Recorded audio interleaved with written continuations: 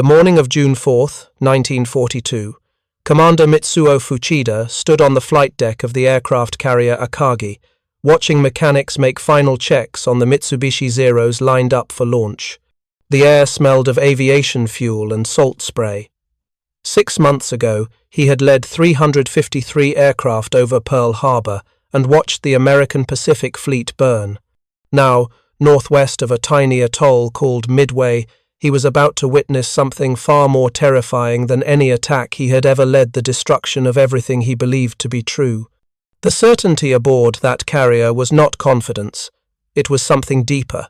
It was the unshakable conviction that comes from 6 consecutive months of uninterrupted victory. Since December 7th, 1941, the Imperial Japanese Navy had not lost a single major engagement. They had crushed the Americans at Pearl Harbor. They had sunk the British battleship Prince of Wales and battlecruiser Repulse off Malaya. They had driven the Royal Navy from the Indian Ocean in April, sending Admiral Somerville's Eastern Fleet fleeing all the way to East Africa.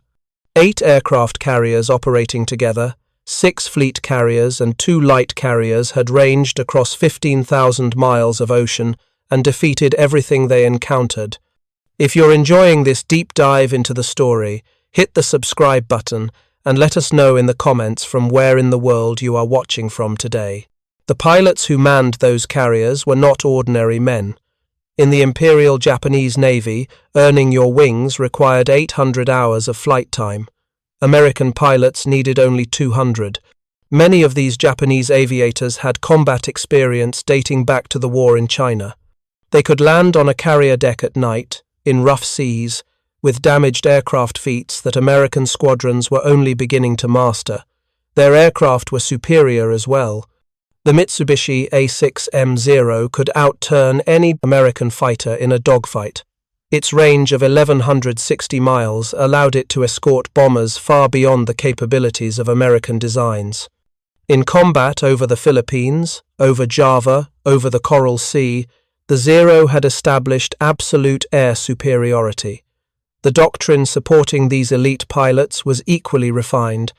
Japanese carrier operations emphasized the massed strike, concentrating aircraft from multiple carriers into a single overwhelming attack. This required split-second timing, flawless coordination, and crews who understood each other's movements without needing to speak. The First Air Fleet had proven they could deliver exactly that. At Pearl Harbor, waves of aircraft had arrived over their targets within minutes of each other, overwhelming defences through sheer concentration of force. At Ceylon, they had caught the British carriers Hermes and Cornwall at sea and sent both to the bottom in less than 20 minutes. Vice Admiral Chuichi Nagumo commanded this force from the bridge of Akagi. He was not an aviator himself. His career had been built on cruisers and destroyers, on surface warfare and torpedo tactics. But seniority in the Imperial Navy counted for everything, and Nagumo was the senior officer. The fact that he commanded the world's most powerful carrier strike force, despite having limited understanding of carrier operations, was simply how the system worked. His lack of expertise had not mattered thus far. 6 months of victories had proven that the First Air Fleet could win regardless of who stood on the flagship's bridge. Beneath that bridge, in Akagi's hangar decks, mechanics were servicing aircraft that had just returned from the morning strike on Midway Atoll. The attack had gone well, runways cratered, fuel tanks set ablaze, defensive positions destroyed. But the strike leader, Lieutenant Joichi Tomonaga, had radioed a troubling message. There is need for a second attack. The American defenses on Midway were stronger than intelligence had predicted. The island's airfield was still operational. Aircraft were still taking off. Nagumo made his decision quickly. The second wave of aircraft, currently armed with torpedoes and armor-piercing bombs for attacking enemy ships, would be rearmed with high-explosive bombs for another strike against land targets. It was tedious work, wheeling heavy torpedoes back to the magazines, rolling bombs into position, rechecking each aircraft's fuel load. But there was time. The intelligence reports were clear. The American carriers were at Pearl Harbor, days away from this battlefield. Even if they somehow learned of the attack and sortied immediately, they would not arrive in time to interfere. This certainty about American carrier locations was not mere assumption. It was based on careful intelligence work. After the Battle of the Coral Sea in May, Japanese reconnaissance had confirmed that the carrier Lexington had been sunk and Yorktown so badly damaged that she would require months of repair work. That left only 2 American fleet carriers operational in the entire Pacific, Enterprise and Hornet. Against them, Nagumo brought 4, Akagi, Kaga, Soryu, and Hiryu. The mathematics seemed inarguable, but mathematics depends on accurate information, and every assumption underlying those calculations was wrong. The Americans had not been demoralized by their defeats, they had not failed to detect the Japanese attack plan, and they had not remained at Pearl Harbor waiting for the invasion to develop. 3 American carriers, Enterprise, Hornet, and a hastily repaired Yorktown that should have been in dry dock for 3 months, were already at sea. They were positioned northeast of Midway at a location intelligence officer Edwin Layton had predicted with such precision that Admiral Chester Nimitz would later say Layton had been 5 degrees, 5 miles, and 5 minutes off from the actual Japanese position. The Americans knew where Nagumo was. They knew when he would attack. They knew his strength, his composition, his objectives. They knew because a team of cryptanalysts at Station Hypo in Pearl Harbor had broken the Japanese naval code JN-25 and spent weeks piecing together the details of Operation MI, the Midway invasion plan. When the Americans transmitted a fake message claiming Midway was short of fresh water, Japanese naval communications dutifully reported that AF, the Japanese code name for the target, was experiencing water shortages. The trap was confirmed. The Americans positioned their carriers and waited. None of this was known aboard Akagi. The rearming continued. Torpedoes were wheeled away. High-explosive bombs took their place. The work proceeded with the practiced efficiency of crews who had done this dozens of times before. Then, at 7:28 in the morning, a signal lamp flashed from the cruiser Tone. Her scout plane, a float plane that had launched late due to catapult problems, had finally reached its search sector and spotted something. 10 enemy surface ships, bearing 010 degrees, a distance 240 miles from Midway. Enemy surface ships. The words hung in the air like smoke. Surface ships could mean anything. Cruisers, destroyers. Perhaps a transport group that had been sent to reinforce Midway's garrison. Nothing that 4 Japanese fleet carriers could not handle. Nagumo ordered a follow-up message sent to Tone's scout plane, ascertain ship types and maintain contact. The rearming work continued. But now there was an edge of tension. Flight deck crews worked faster, knowing that the aircraft returning from the Midway strike would need to land soon or ditch into the sea when their fuel ran out. Time was becoming a factor, but still manageable. The Americans were 240 miles away. Even if enemy carriers were present, Nagumo would have time to recover his Midway strike force, rearm properly, and launch a coordinated attack. Then, at 8:20, another message arrived from Tone's scout plane. Enemy is accompanied by what appears to be a carrier. A carrier. The single word shattered every assumption that had guided Japanese planning. Intelligence had placed all American carriers at Pearl Harbor. The submarine cordon stationed between Hawaii and Midway had reported no fleet movements. The diversionary attack in the Aleutian Islands should have drawn American attention north. Yet here was a carrier, already in position, already within striking range. Nagumo faced what would later be called Nagumo's dilemma, though in the moment it felt less like a choice and more like watching a trap close. His flight deck crews were halfway through rearming the reserve strike force. Half the aircraft still carried torpedoes and armor-piercing bombs suitable for attacking ships. Half had already been switched to land attack bombs. The hangar decks were cluttered with ordnance, fuel lines snaked across the deck, and the aircraft were jammed so tightly that maintenance crews had to squeeze between them sideways. The Midway strike force was inbound and would need to land in 30 minutes, or the pilots would have to ditch. If Nagumo ordered his reserve aircraft spotted on deck for immediate launch, there would be no room to recover the returning strike force. He would lose 108 aircraft and their irreplaceable, expertly trained pilots.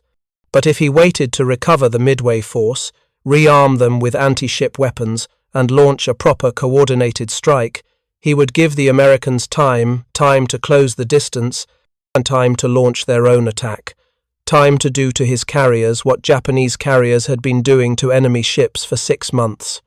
Rear Admiral Tamon Yamaguchi, commanding Carrier Division 2 aboard Hiryu, sent a message that broke protocol. Junior officers did not send unsolicited tactical advice to the fleet commander, but Yamaguchi was aggressive, impatient, and keenly aware that every minute of delay was a minute given to the enemy. His message was blunt: consider it advisable to launch an attack force immediately. Yamaguchi's plan was simple: launch now with whatever was ready. 34 aircraft from Soryu and Hiryu, 16 dive bombers and 18 torpedo bombers could be airborne in 10 minutes. Add fighters from the Combat Air Patrol already flying, and the strike would have some escort protection. It violated every principle of Japanese carrier doctrine, which emphasized massed coordinated strikes. But it was an attack, and it was immediate. Nagumo hesitated. Everything in his training screamed against piecemeal attacks. Japanese doctrine had been proven in exercise after exercise, in battle after battle. You massed your forces, you coordinated your strike, you overwhelmed the enemy with concentrated power. Sending 34 aircraft against an American carrier task force was not a proper attack. It was desperation, and his returning aircraft still needed to land. Nagumo made his decision. He would recover the Midway strike force first, then launch a proper attack with full strength, all carriers, all aircraft, everything coordinated into the kind of devastating blow that had worked at Pearl Harbor, at Ceylon, at Darwin. It was the doctrinally correct decision. It was also the decision that would lose Japan the Pacific War. The recovery operations began at 9:18. Aircraft returning from Midway began circling the carriers, waiting for the signal to land. Some were damaged, trailing smoke, their fuel gauges reading near empty. One by one they came down, tail hooks catching the arresting wires, airframes shuddering to a stop on the deck. As each plane landed, deck crews swarmed it, pushing it forward to clear the landing area, making room for the next aircraft in the pattern. But while Nagumo recovered his aircraft, the Americans were launching theirs. Admiral Raymond Spruance, commanding Task Force 16 from the carrier Enterprise, had made a decision that mirrored Nagumo's in method, but opposed it in philosophy. Rather than wait to coordinate all his squadrons into a single massed strike, Spruance had launched everything immediately at 7 o'clock that morning. His torpedo bombers, dive bombers, and fighters would not arrive over the Japanese carriers at the same time.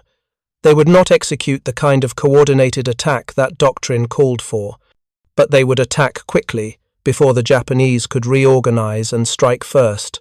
The American torpedo bombers found Nagumo's carriers first, at 9:30.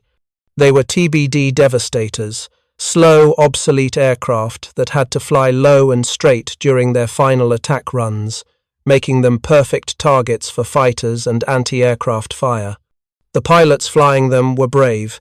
Many had never made a combat torpedo attack before, but bravery without adequate equipment is just another word for sacrifice. The Japanese combat air patrol fell on the devastators like wolves on wounded prey. Mitsubishi Zeros dove from altitude, machine guns hammering, ripping through the American torpedo bombers with methodical efficiency. The devastators had no chance. They flew at 115 miles per hour, barely above the wave tops, trapped by the requirement to maintain altitude and heading for a torpedo drop. The Zeros flew at 330 miles per hour and could attack from any angle they chose. From Torpedo Squadron 8 off the carrier Hornet, 15 aircraft attacked. 14 were shot down. Only Ensign George Gay survived, floating in the water among the wreckage, watching the battle unfold around him. From Torpedo Squadron 6 off Enterprise, 14 attacked. 10 were destroyed. From Torpedo Squadron 3 off Yorktown, 12 attacked. 10 were shot down. 41 American torpedo bombers made attacks. 35 were destroyed. Not one torpedo found its target. On Akagi's bridge, the tension eased slightly. The American attack had been beaten back. The torpedo bombers had thrown themselves at the carriers with suicidal determination and achieved nothing. Perhaps the reports of American fighting spirit had been exaggerated. Perhaps Japanese superiority was not in doubt after all. The last of the Midway strike force landed at 10:18. Now the real work could begin. Every aircraft aboard all 4 carriers needed to be rearmed, refueled, and respotted on the flight decks for launch. It was a massive choreographed effort, requiring hundreds of men working in perfect coordination. Under ideal conditions, it took 90 minutes. Nagumo's crews, energized by watching the American torpedo attack fail, worked faster. At 10:20, Nagumo gave the order, "Launch when ready." Flight deck crews began the final preparations. Aircraft were positioned for takeoff. Engines turned over, propellers spinning up to speed. The carriers began turning into the wind for launch operations. Pilots climbed into their cockpits, adjusting straps, checking instruments. The air officer stood on Akagi's flight deck, white signal flag in hand, ready to give the launch signal to the first aircraft. 5 minutes. The strike force would be airborne in 5 minutes. Within an hour, they would be over the American carriers, delivering the kind of devastating attack that the Imperial Japanese Navy had perfected over 6 months of continuous operations. 5 minutes. Fuchida was on the flight deck now, recovering from his appendicitis surgery but unable to stay below when his air group was about to launch. He could hear the high-pitched whine of the Zero fighter's engines, feel the vibration through the wooden deck planks as the Nakajima torpedo bombers tested their throttles. The white flag was rising. At 10:24, a lookout scream shattered the moment. "Helldivers!" Fuchida looked up. 3 black dots against the brilliant blue sky, growing larger with impossible speed. Then more dots. Then the dots resolved into aircraft shapes. American dive bombers, Douglas SBD Dauntlesses, pushed over from 14,000 feet and plummeted toward the carriers at terminal velocity, building speed until they were falling at over 250 miles per hour. The timing was not luck. It was an accident elevated to a miracle elevated to catastrophe. The American torpedo bomber attacks had drawn every Japanese fighter down to wave-top altitude. The combat air patrol, which should have been positioned at high altitude to intercept dive bombers, was at sea level, scattered across miles of ocean, chasing the last fleeing devastators. The sky above Nagumo's carriers was empty. 3 squadrons of American dive bombers, 1 from Yorktown, 2 from Enterprise, had arrived over the Japanese fleet within minutes of each other by complete coincidence. They had searched separately, navigated independently, and arrived at nearly the same moment from different directions. The sacrifice of the torpedo bomber crews had pulled the Japanese fighters out of position at the exact instant when the dive bombers needed the sky to be clear. The first bombs fell on Akagi at 10:24. The bombs came down like judgment. Lieutenant Commander Wade McCluskey's dive bombers from Enterprise had found the Japanese carriers by following the wake of the destroyer Arashi, which had been chasing the American submarine Nautilus. That single destroyer's wake, white against the blue Pacific, had led McCluskey directly to Nagumo's flagship, just as the carriers were most vulnerable decks packed with fueled and armed aircraft, fuel lines connected, ordnance scattered, crews everywhere. The first 1,000-pound bomb struck Akagi just aft of the midship elevator. It punched through the flight deck and detonated in the upper hangar, where aircraft were parked wingtip to wingtip. The explosion was massive, then it multiplied. Aviation gasoline ignited, spraying burning fuel across the hangar deck. Torpedoes began cooking off in the heat. Armed bombs detonated in chain reactions. A small gasoline truck that had been positioned on the flight deck exploded, spraying fire across the bridge structure and forward positions. Fuchida was thrown flat by the concussion. When he struggled upright, the flight deck around him had transformed into something from a nightmare. Aircraft burning, men screaming, flames spread with terrifying speed through the open hangar below. The strike force that had been seconds from launch was now fuel for an inferno that would consume the pride of the Imperial Japanese Navy. 2 more bombs hit Akagi in rapid succession. One struck near the port edge of the flight deck, blowing a hole 20 feet across. Another hit aft, detonating among aircraft positioned for the launch that would never happen. The flagship, which 6 months ago had launched the Pearl Harbor attack, was dying. 700 meters away, Kaga suffered. Worse, Lieutenant Richard Best's dive bomber section from Enterprise rolled into their attacks. Of the 9 aircraft targeting Kaga, 4 scored direct hits. The first bomb struck forward of the bridge, killing the entire command staff in an instant. The second and third bombs walked down the length of the ship, each one punching through the flight deck and exploding in the crowded hangars below. The fourth hit aft, triggering secondary explosions in the aviation fuel storage. Kaga's damage control systems were destroyed in the first 30 seconds. Water pressure failed, fire mains ruptured. The carefully trained damage control parties found themselves fighting fires with nothing but handheld extinguishers against conflagrations fed by thousands of gallons of aviation fuel and hundreds of armed bombs and torpedoes. Within 5 minutes, fires were burning from bow to stern. Within 10 minutes, the ship's captain had lost all control. Kaga was burning too fiercely to save. Soryu took 3 hits from Lieutenant Commander Maxwell Leslie's squadron off Yorktown. 3 bombs, fewer than her sister ships, but the effect was identical. The bombs found the parked aircraft, the fuel stores, the ordnance. Chain reactions of explosions tore through the hangar decks. Fire suppression systems failed. Within minutes, the carrier was engulfed stem to stern. It had taken 5 minutes. From 10:24 to 10:29, 3 Japanese fleet carriers had been transformed from functioning warships into burning hulks. 37 American dive bomber pilots, most of whom had never dropped a bomb in combat before June 4, 1942, had crippled the naval force that had dominated the Pacific Ocean for 6 months. The doctrine, the training, the elite pilots, the superior aircraft, none of it mattered when the bombs were falling. The Japanese carriers were caught at the worst possible moment.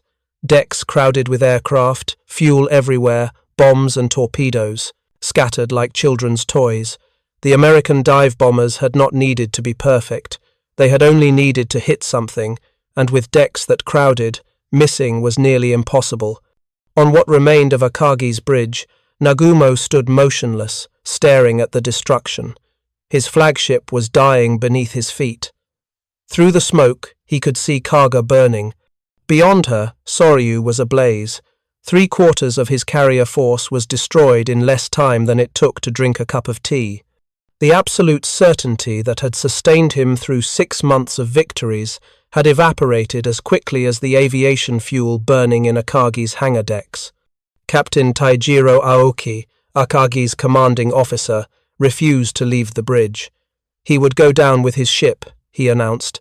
It was an honourable thing to do, the only acceptable response to such catastrophic failure. Nagumo seemed inclined to agree. His face was blank, his eyes distant, as though he had already departed the physical world and was simply waiting for his body to catch up with his spirit. Nagumo's staff officers physically dragged both men from the bridge. There was no honour in dying for nothing, they argued.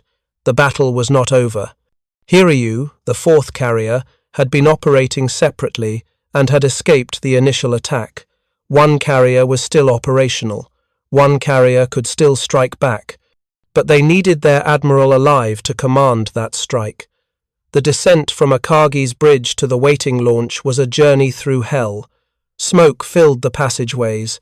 The heat was intense enough to blister exposed skin. Bodies lay where they had fallen, some killed by the initial blasts, others overcome by smoke, still others burned beyond recognition. The ladders were slick with blood and fuel. Nagumo moved mechanically, guided by his staff, seeming barely aware of his surroundings. They reached the small boat that would take them to the cruiser Nagara. As the boat pulled away from Akagi's side, Nagumo looked back at his flagship. The carrier was burning furiously, black smoke pouring from the holes in her flight deck. Men were still visible on the deck, fighting fires with equipment that no longer worked, trying to save a ship that was already lost. 800 men would die aboard Kaga, 700 aboard Soryu. The ships themselves represented years of construction, decades of institutional knowledge about carrier operations, and expertise that could not be replaced. But the pilots were the greatest loss. The men who had trained for years to master carrier aviation, the men who knew how to land on a pitching deck at night, how to coordinate strikes across multiple carriers, how to deliver bombs and torpedoes with precision. Each pilot was a repository of experience, knowledge, technique skills that took years to develop and could not be taught from a manual. They went down with their ships or were consumed in the explosions or burned in the fires. Every pilot lost was a library, burning, and Japan's ability to produce replacements was limited. The training pipeline that had created these elite aviators required years of instruction, hundreds of hours of flight time, and resources that were already stretched thin, supporting the war effort. The Americans could train adequate pilots in months. Japan required years to produce excellence, and excellence was all burning. Hiryu, steaming several miles north of the other carriers, had watched the destruction of her sister ships and immediately prepared for revenge. Captain Tomeo Kaku and Air Officer Commander Susumu Kawaguchi quickly organized a strike force from the aircraft that had been held in reserve. 18 Aichi dive bombers and 6 Zero fighters launched at 10:54, barely 30 minutes after the American attack. Lieutenant Michio Kobayashi led this strike south, searching for the American carriers that had delivered such devastating blows. At 12:05, they found Yorktown. The carrier was recovering aircraft from her morning strike when Kobayashi's dive bombers pushed over into their attacks. 3 bombs hit Yorktown, penetrating her flight deck, starting fires, killing dozens of crew members. The American carrier began listening to port, smoke pouring from her wounds. Japanese pilots returned to Hiryu, reporting a carrier sinking, an American flat-top destroyed in revenge for Akagi, Kaga, and Soryu. The news briefly restored morale among the surviving Japanese forces. Perhaps the battle was not entirely lost. Perhaps some measure of victory could still be salvaged from this disaster. Hiryu launched a second strike at 1:30-10 Nakajima torpedo bombers and 6 Zeros. They found Yorktown again at 2:45. By this time, Yorktown's damage control parties had worked a minor miracle, restoring power, controlling the fires, even restoring the ship to near-level trim. The Japanese pilots, seeing an apparently undamaged carrier, assumed they had found a different ship. They reported attacking a second American carrier. 2 torpedoes struck Yorktown's port side. The explosions opened massive holes below the waterline. Water flooded in, the list increased rapidly, and at 3 o'clock Captain Elliot Buckmaster ordered the ship abandoned. The carrier that should have been in dry dock for 3 months, the carrier that Japanese intelligence had reported sunk at Coral Sea, was finally dying. The Japanese pilots returned to Hiryu with triumphant reports. 2 American carriers destroyed. The mathematics of the battle had shifted. 3 Japanese carriers lost, but 2 American carriers sunk in exchange. With Hiryu still operational, perhaps Nagumo could press the attack during the night, when Japanese superiority in night combat operations might allow a surface force to close with the remaining American carriers and finish them with gunfire and torpedoes. But the Americans had been searching for Hiryu since the first attack. At 2:45, the same moment Hiryu's second strike was attacking Yorktown. A Yorktown scout plane had located the Japanese carrier and radioed its position. Enterprise immediately launched a strike, 24 dive bombers, a mix of aircraft from her own air group, and survivors from Yorktown's squadrons who had landed aboard Enterprise after their morning attacks. The dive bombers found Hiryu at 5 o'clock in the afternoon. The carrier was racing north at maximum speed, trying to put distance between herself and the American task force. Her combat air patrol had been whittled down by hours of operations. Her deck was spotted with aircraft for another strike. She was, in every respect, as vulnerable as Akagi, Kaga and Soryu had been that morning. 4 bombs hit Hiryu. The same pattern repeated, bombs punching through the flight deck, detonations in the hangar decks, chain reactions of secondary explosions, fires spreading with impossible speed. Within minutes, Hiryu was burning out of control. By nightfall, the 4th and final Japanese carrier at Midway was doomed.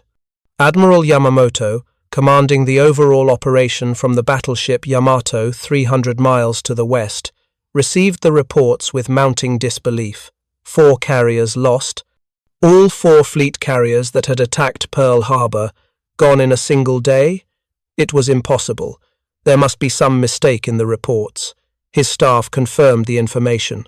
No mistake. The First Air Fleet had been annihilated. Yamamoto did what he could to salvage the situation.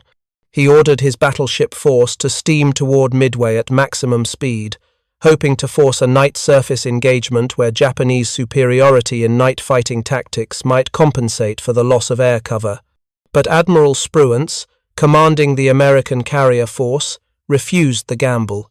He withdrew his carriers eastward, staying out of range of Yamamoto's heavy ships, unwilling to risk the victory already won for the possibility of greater success.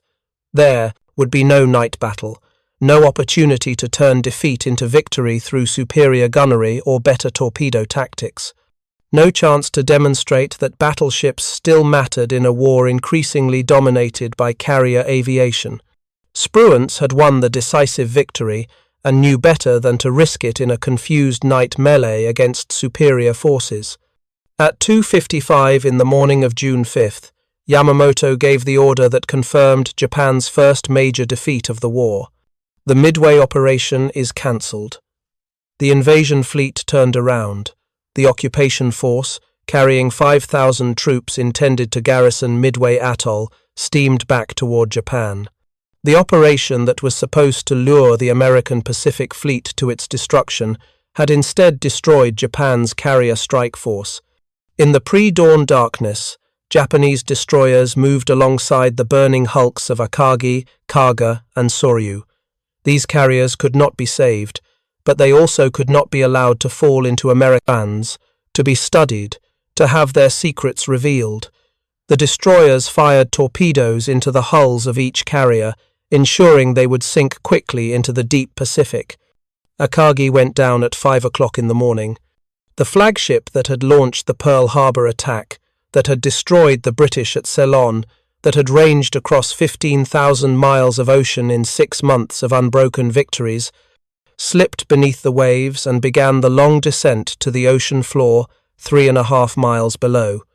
Kaga followed shortly after. Then Soryu, her captain, having refused to abandon ship, chose to go down with his command. If you find this story engaging, please take a moment to subscribe and enable notifications. It helps us continue producing in-depth content like this. Hiryu lasted longer. Throughout the night, her crew fought the fires, tried to restore power, and attempted to save their ship. But the damage was too extensive. The fires were too well established. At 9 o'clock on the morning of June 5th, Captain Kaku and Rear Admiral Yamaguchi delivered final messages to the assembled crew. There were expressions of reverence to the Emperor, banzai shouts that echoed across the water, the lowering of the battle flag and command flag. At 9:12, all hands were ordered to abandon ship, except for the captain and admiral, who chose to remain aboard. Hiryu sank at 9:05 that morning, taking Admiral Yamaguchi with her. The aggressive commander who had urged Nagumo to strike immediately, whose advice might have changed the outcome if followed, went down with his carrier rather than survive the defeat. The entire First Air Fleet, 4 fleet carriers, the most powerful naval strike force ever assembled, had been destroyed in less than 24 hours. Japan had lost 3,057 men, 4 irreplaceable fleet carriers, 332 aircraft, more than 200 of the Navy's finest, most experienced pilots. The material losses were catastrophic, but the psychological losses were worse. For 6 months, the Imperial Japanese Navy had believed itself invincible, not confident invincible. Every engagement had confirmed that belief. Every battle had ended in Japanese victory.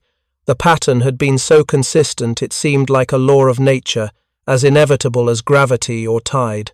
The Japanese attack, the enemy crumbles, victory follows. Midway shattered that certainty in 5 minutes. It revealed that the Americans were not demoralized, not defeated in spirit, not broken by the string of Japanese victories.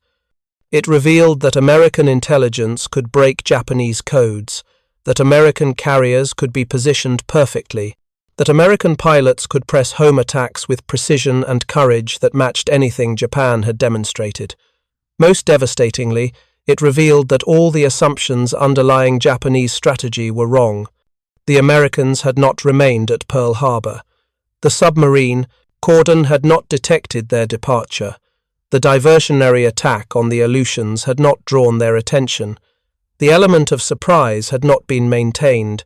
Every assumption, every calculation, every piece of intelligence had been wrong.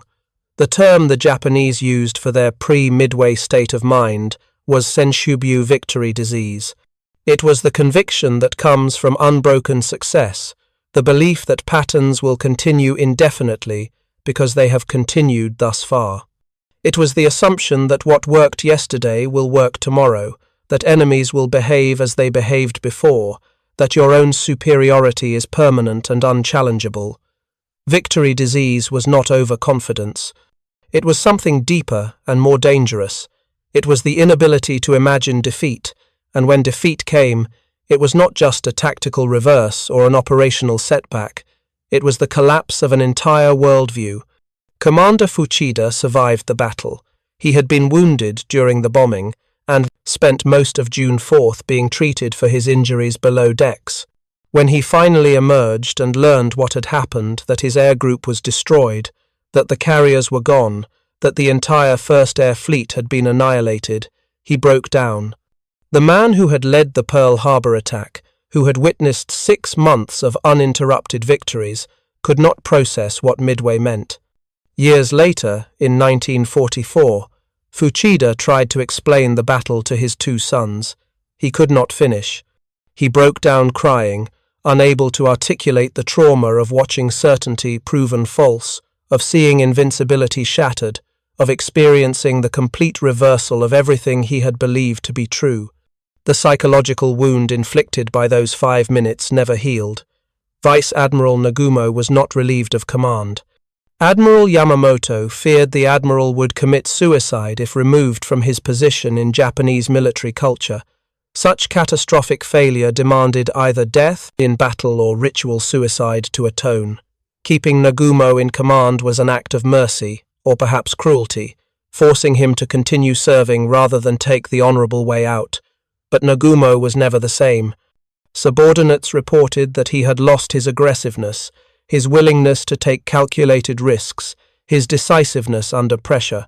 In subsequent carrier battles at Eastern Solomons and Santa Cruz, Nagumo was hesitant, defensive, seemingly afraid that any decision would lead to another catastrophe.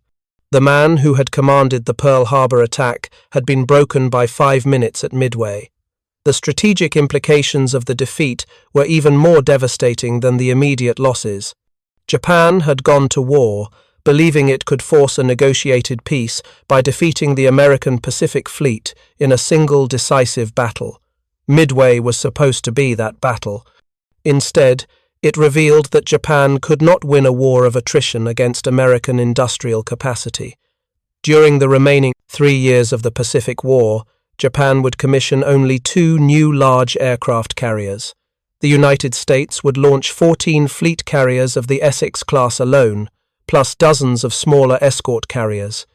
American shipyards were producing carriers faster than Japan could train pilots to fly from them. The industrial disparity that Japanese strategists had feared before Pearl Harbor was now fully mobilized and pointed at the home islands. The pilot shortage was equally catastrophic. Japan's pre-war training system had created an elite force by maintaining impossibly high standards. 800 hours of flight time before earning wings. Years of advanced training, combat experience requirements. This system produced superb pilots, but it produced them slowly. And when those pilots died at Midway, at Guadalcanal, at the Philippine Sea, they could not be replaced with men of equal quality. American pilot training operated like an industrial production line. Flight schools across the United States were churning out thousands of pilots using standardized curricula, simplified training, and abbreviated timelines. These pilots were not individually as skilled as the Japanese elite, but they were adequate for carrier operations, and there were so many of them that losses could be absorbed and replaced within weeks. By mid-1943, American carrier pilots had more combat experience than their Japanese opponents, because the Japanese were burning through their experienced pilots faster than they could train replacements. By the Battle of the Philippine Sea in June of 1944, the disparity was so great that American fighter pilots shot down more than 600 Japanese aircraft in a single day, an engagement Americans mockingly called the Great Marianas Turkey Shoot. The path from Midway to the Philippine Sea was one of steady, grinding decline for Japanese naval aviation. Each carrier battle cost irreplaceable pilots. Each island campaign consumed aircraft that could not be replaced. Each defeat pushed Japanese defensive lines closer to the home islands. The initiative that Japan had held for 6 months after Pearl Harbor was permanently lost on June 4, 1942. The Battle of Midway did not end the Pacific War. Japan would fight for another 3 years with desperate determination. Kamikazes would crash into American ships.